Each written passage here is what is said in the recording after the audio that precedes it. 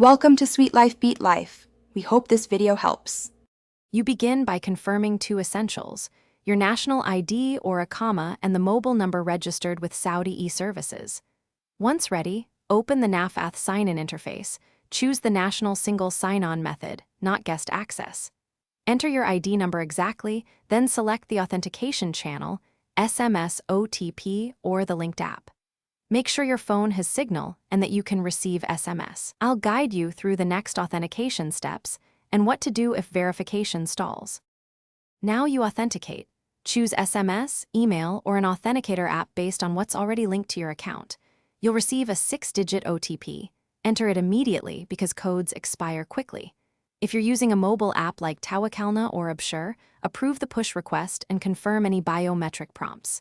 Make sure to follow on-screen permission requests so the linked app can verify identity.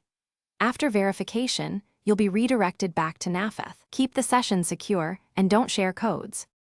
Finish by checking the top right corner for your name and the available services list. That confirms you're logged in. If the OTP never arrives, request a resend and switch to the alternate authenticator option. Sometimes SMS blocks cause delays. If you still can't authenticate, clear browser cache or try a different browser and ensure date/time on your device is correct. For persistent failures, contact Nafath support with error details. They can resync your authentication methods and restore access. Thanks for watching. Consider subscribing if we helped you.